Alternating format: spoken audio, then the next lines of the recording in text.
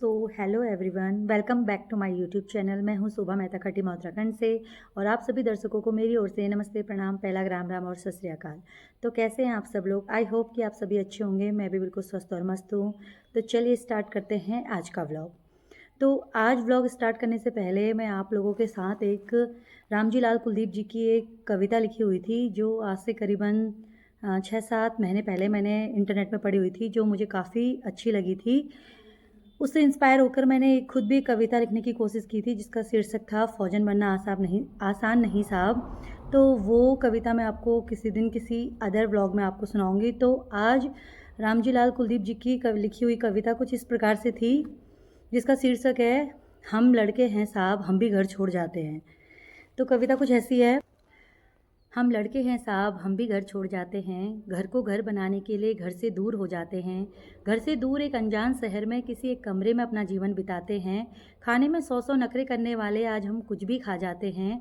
माँ बाप बीबी के हाथ का खाना अब कहाँ खा पाते हैं। हम लड़के हैं साहब हम भी घर छोड़ जाते हैं। जो कभी किसी को कमरे में आने नहीं देते थे, आज वह किसी के साथ भी एडजस्ट होकर सो जाते हैं। जो कभी बिना तकिया के सोने से कतराते थे, आज आकर देखे साहब वह कहीं भी सो जाते हैं।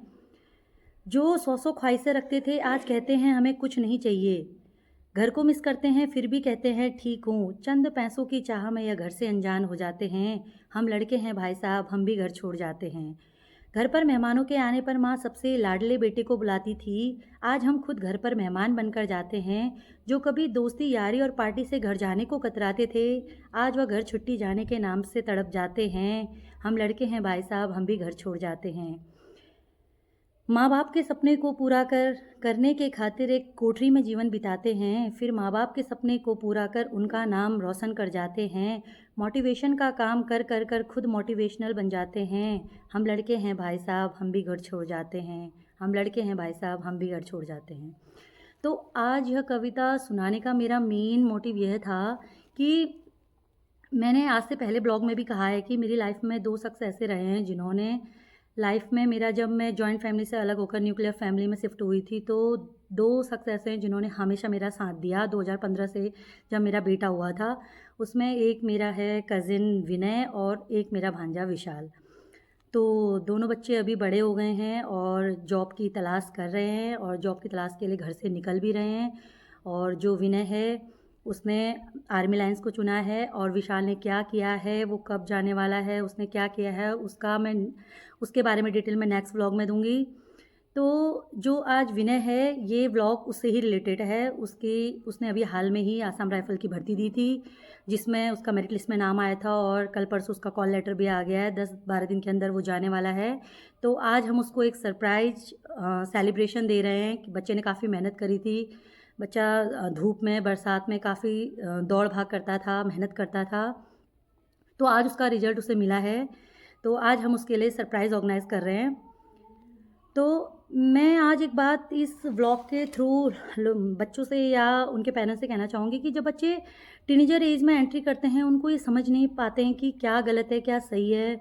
जब उनके माँ बाप, उनके भाई बहन, उनके रिश्तेदार उनको किसी चीज़ के लिए समझाते हैं, टोकते हैं, डांटते हैं, तो उनको ऐसा लगता है कि ये दुनिया में सबसे बड़े हमारे दुश्मन हैं। लेकिन जो उनके दोस्त होते हैं, दोस्त यार वगैरह, जो भी उनके अपनी उम्र के होते हैं, वो उनको कुछ भी सलाह देते हैं तो वो उनकी सलाह को बिल्कुल सही समझते हैं, कि सोचते हैं कि मतलब हमारा दोस्त सही बोल रहा है, लेकिन हमारे जो पेरेंट्स हैं वो हमारे लिए गलत बोल रहे हैं। तो बहुत बार ऐसा होता भी है हमारे घरों पे कि बच्चों के साथ हमें रूटली बिहेव भी करना पड़ता है, उनको डांटना भी पड़ता है, मारना भी पड़ता है। हमारे साथ भी काफ़ी बार ऐसा हुआ है। आज विनय, विशाल और इस ब्लॉग को देखेंगे तो वो काफ़ी पुरानी बातों को याद करेंगे। तो मैं बच्चों से बस इतना ही कहना चाहूँगी कि बच्चे के लिए उस वक्त पे स्ट्रिक्ट इसलिए हम बनते हैं ताकि आगे चलकर वो इस वक्त पे इस जो मुकाम को वो हासिल कर पा रहे हैं, वो मुकाम हासिल करें। उस वक्त पे तो उनको समझ में नहीं आता है कि हम उनके साथ ऐसा कर रहे हैं तो आखिर क्यों कर रहे हैं। लेकिन आज जब बच्चा चलकर उनके हाथ में उनका कॉल लेटर होता है और उनको जॉब में जाना होता है, तो शायद इस कंडीशन में जाकर आज बच्चा समझ पाए कि हमारे जो पेरेंट्स होते हैं या बड़े भाई बहन होते हैं या रिश्तेदार होते हैं, वो हमें क्यों समझाते थे, क्यों फालतू घूमने के लिए मना करते थे, क्यों पढ़ाई के लिए मोटिवेट करते थे। तो शायद आज बच्चे समझ पाएंगे। तो बहुत अच्छा लग रहा है। इन दोनों ने काफ़ी मेरा साथ दिया है मेरे बच्चों को।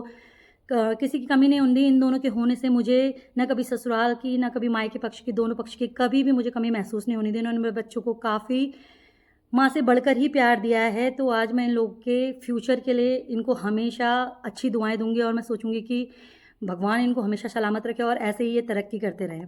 तो चलिए स्टार्ट करते हैं आज व्लॉग की कुछ झलकियाँ। तो ये है मेरी sister makeup artist and vlogger Simran Bisht और मेरा बेटा डेकोरेशन की तैयारी करते हुए और गुब्बारों को फुलाते हुए। फिर हम लोगों ने मिलके किया सेलिब्रेशन के डेकोरेशन की तैयारी, जिसमें हमने कॉन्ग्रेचुलेशन के फॉल्स वगैरह फुलाकर तैयार किए और केक वगैरह रखा और बैलून्स वगैरह से फुली डेकोरेट किया। और ये हमने केक में लिखाया हुआ था कॉन्ग्रेचुलेशन गुन्नू और कॉन्ग्रेचुलेशन विनय। गुन्नू किसी का निकनेम है। और ये हमारी सिस्टर नेहा कैंडल्स वगैरह को जलाती हुई और विनय भाई इंतज़ार करते हुए कि कब कैंडल जलेंगी और कब मैं फू करके इसको बुझाऊंगा और कब सब कॉन्ग्रेचुलेशन है सेलिब्रेशन बोलेंगे। और बड़ा खुश नज़र आता हुआ। और फाइनली ये केक कट करता हुआ, कौन सा केक काटूं, कौन सा केक काटूं, केक काटता हुआ और ये केक हमें खिलाता हुआ और हम केक खिलाते हुए और उसे चेहरे पे लगाते हुए। और ये हमारी सिमरन बिस्ट केक खाती हुई। फिर बारी आई हमारी दीदी की, यानी मेरी बेटी की बुआ की। फिर ये है हमारी क्यूट सी नेहा और उसका बेटा। और ये है मेरी क्यूट सी बेटी। फिर बारी आई हमारे भांजे की और ये दोनों एक दूसरे को केक खिलाते हुए। और ये था पार्टी का हमारा खाना, फास्ट फूड, केक, समोसे, पकौड़ी, मोमोज़ वगैरह। और ये है अतिथिगण और ये है ऐसा भुक्कड़ मेरा भांजा जिसको केक कटने तक भी सब्र नहीं हो रहा था। और फाइनली हमने फिर पार्टी को खूब इन्जॉय किया। तो ये थे अतिथिगण। अगर आपको वीडियो पसंद आया तो लाइक, शेयर एंड कमेंट। तो मिलते हैं नेक्स्ट व्लॉग में, तब तक के लिए bye bye and take care.